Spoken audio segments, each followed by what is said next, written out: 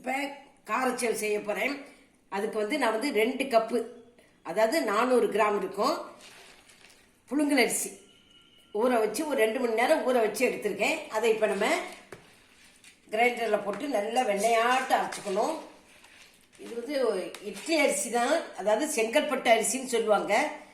அங்கெல்லாம் என்ன அரிசி சொல்லுவாங்கன்னு தெரியல.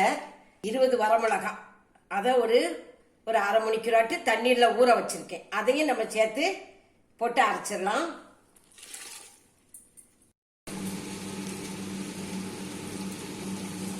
பாருங்க, நல்லா அரைச்சிட்டு வந்திருக்கேன். பாருங்க, நல்லா வெண்ணையாட்டு அரைச்சிக்கணும். இப்போ நம்ம இதை ஒரு பிளேட்டில் மாற்றிக்கலாம். நான் இந்த உலக்குக்கு 2 உலக்கு அரிசி எடுத்திருக்கேன். இப்போ கடலை மாவு பாருங்க, நான் 1 2 3 4, அதாவது நீங்கள் எந்த கப்பில் அரிசி எடுக்கீங்களோ அதே கப்பில் 4 கப்பு கடலை மாவு எடுத்துக்காங்க. நம்ம இப்போ இதை நல்லா கலந்துக்கலாம்.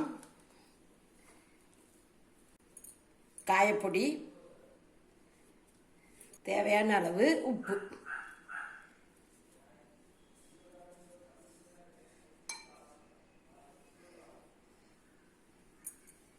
இதுக்கு உங்களுக்கு வெண்ணெயோ நெய்யோ சூடான எண்ணெயோ எதுவுமே விட வேண்டாம்.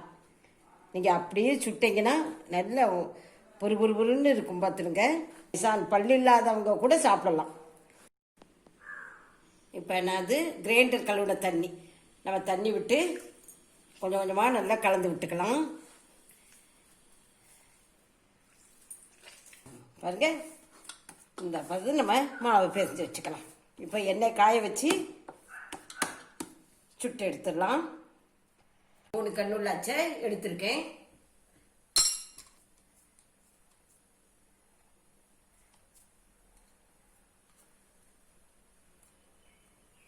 ஈஸியாக புளிஞ்சிடலாம். பார்த்துருங்க, கஷ்டமே கிடையாது. இப்போ எண்ணெய் காஞ்சிருச்சான்னு பார்ப்போம். நல்லா காஞ்சிருச்சு பாருங்க.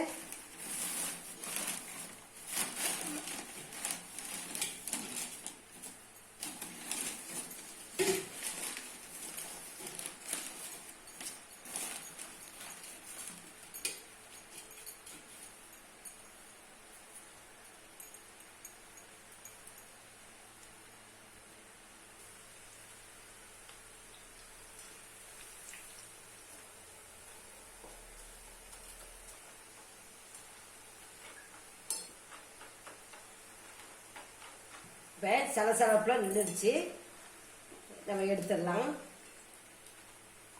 பாருங்க எவ்வளோ பொறுப்புன்னு இருக்கு பாருங்க.